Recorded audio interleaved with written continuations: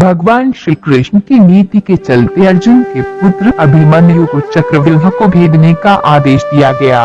ये जानते हुए भी कि अभिमन्यु चक्रव्यूह भेदना तो जानते हैं, लेकिन उससे बाहर निकलना नहीं जानते। दरअसल अभिमन्यु जब सुभद्रा के गर्भ में थे तभी चक्रव्यूह को भेदना सीख गए थे, लेकिन बाद में उन्होंने चक्रव्यूह से बाहर निकलने की शिक्षा कभी नहीं ली। अभिमन्यु श्री कृष्ण के भांजे थे। श्री कृष्ण ने अपने भांजे को दांव पर लगा दिया था। अभिमन्यु के चक्रव्यूह में जाने के बाद उन्हें चारों ओर से घेर लिया गया। घेर कर उनकी जयद्रथ सहित 7 योद्धाओं द्वारा निर्मम तरीके से हत्या कर दी गई, जो कि युद्ध के नियमों के विरुद्ध था। कहते हैं कि श्री कृष्ण यही चाहते थे, जब नियम एक बार एक पक्ष तोड़ देता है तो दूसरे पक्ष को भी इससे तोड़ने का मौका मिलता है। चक्रव्यूह क्या होता है? युद्ध को लड़ने के लिए पक्ष या विपक्ष अपने हिसाब से व्यूह रचना करता था। व्यूह रचना का अर्थ है कि किस तरह सैनिकों को सामने खड़ा किया जाए।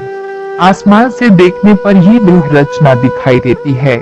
जैसे क्रॉच व्यूह है तो आसमान से देखने पर क्रॉच पक्षी की तरह सैनिक खड़े हुए दिखाई देंगे।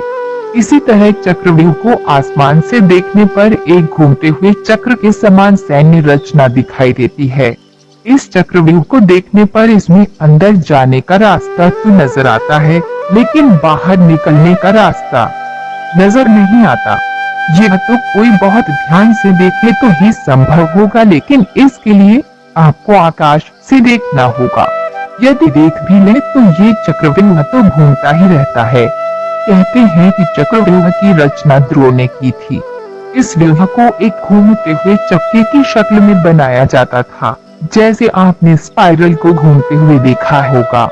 कोई भी नया योद्धा इस व्यूह के खुले हुए हिस्से में घुसकर वार करता है या किसी एक सैनिक को मारकर अंदर घुस जाता है। यह समय क्षण भर का होता है, क्योंकि मारे गए सैनिक की जगह तुरंत ही दूसरा सैनिक ले लेता है, अर्थात योद्धा के मरने पर चक्रव्यूह में उसके बगल वाला योद्धा उसका स्थान ले लेगा, क्योंकि सैनिकों की पहली कतार घूमती रहती है। जब कोई अभिमन्यु जैसा योद्धा व्यूह की तीसरी कतार में पहुंच जाता है तब उसके बाहर निकलने के रास्ते बंद हो जाते हैं। यदि वह पीछे मुड़कर देखेगा तो पता चलेगा कि पीछे तो सैनिकों की कतारबद्ध फौज खड़ी है।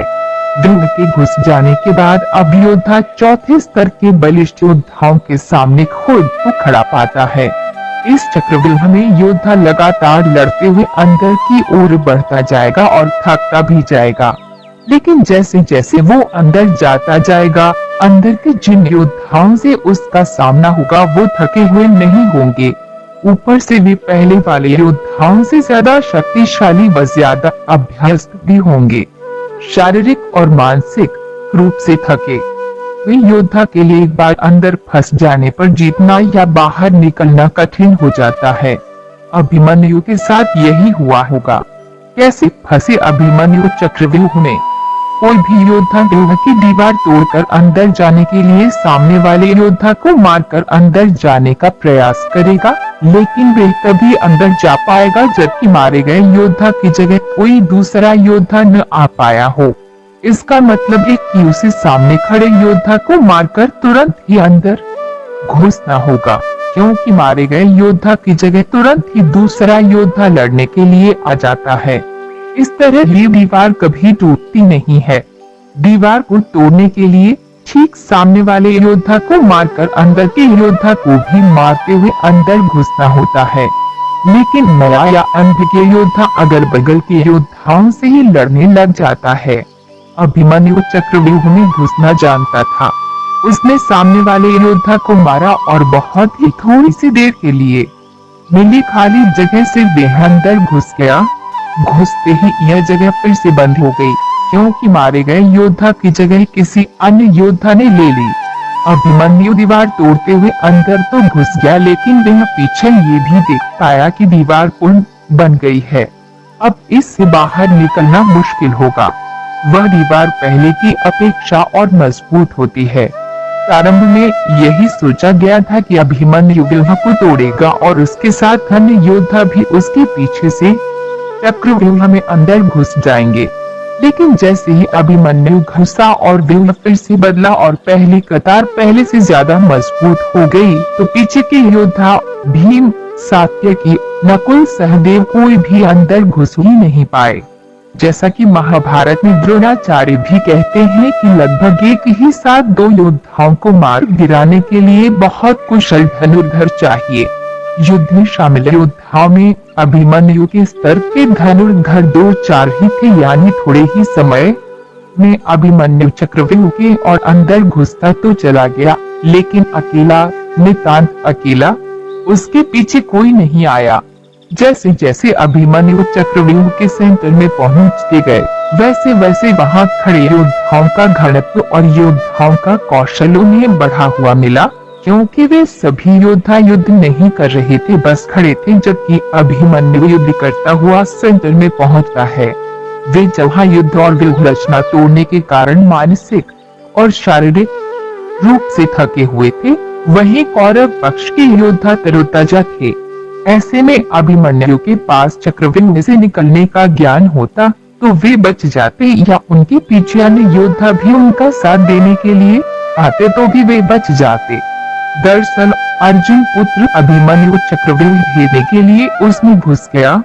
चक्रव्यूह में प्रवेश करने के बाद अभिमन्यु ने कुशलता पूर्वक चक्रव्यूह के 6 चरण भेद लिए। इस दौरान अभिमन्यु द्वारा दुर्योधन के पुत्र लक्ष्मण का वध किया गया। अपने पुत्र को मृत देख दुर्योधन के क्रोध की कोई सीमा न रही। तब कौरवों ने युद्ध के सारे नियम ताक में रख दिए। 6 चरण पार करने के बाद अभिमन्यु जैसे ही 7वें और आखिरी चरण पर पहुंचे, तो उसे दुर्योधन, जयद्रथ आदि 7 महारथियों ने घेर लिया। अभिमन्यु फिर भी साहस पूर्वक उनसे लड़ते रहे। 7 ने मिलकर अभिमन्यु के रथ के घोड़ों को मार दिया। फिर भी अपनी रक्षा करने के लिए अभिमन्यु ने अपने रथ के पहिए को अपने ऊपर रक्षा कवच बनाते हुए रख लिया और दाएं हाथ से तलवारबाजी करता रहा। कुछ देर बाद अभिमन्यु की तलवार टूट गई और रथ का पहिया भी चकनाचूर हो गया। अब अभिमन्यु निहत्था था। युद्ध के नियम के तहत निहत्थे पर वार नहीं करना था, किंतु तभी जयद्रथ ने पीछे से निहत्थे अभिमन्यु पर जोरदार तलवार का प्रहार किया। इसके बाद एक के बाद एक 7 योद्धाओं ने उस पर वार कर दिए। अभिमन्यु वहां वीरगति को प्राप्त हो गया। अभिमन्यु की मृत्यु का समाचार जब अर्जुन को मिला तो वे बेहद क्रोधित उठे और अपने पुत्र की मृत्यु के लिए शत्रुओं का सर्वनाश करने का फैसला किया। सबसे पहले उन्होंने कल की संध्या का सूर्य ढलने के पूर्व जयद्रथ को मारने की शपथ ली। कैसे तोड़ते हैं चक्रव्यूह को?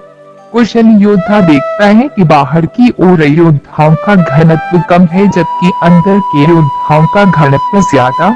घनत्व को बराबर या कम करने के लिए यह जरूरी होगा कि बाहर की ओर खड़े अधिक से अधिक योद्धाओं को मारा जाए। इससे व्यूह को घुमाते चलाते रखने के लिए अधिक से अधिक योद्धाओं को अंदर से बाहर धकेलना होगा। इससे अंदर की तरफ योद्धाओं का घनत्व कम हो जाएगा। पहली नुमा इस व्यूह रचना में योद्धाओं के स्थान परिवर्तन से ये पूरा घूम जाता है। निश्चित ही एक कुशल योद्धा को ये भी मालूम होता है कि घूमते हुए चक्रव्यूह में एक खाली स्थान भी आता है जहाँ से निकला जा सकता है। ये भी कि वे अपने बल से हर कतार के एक योद्धाओं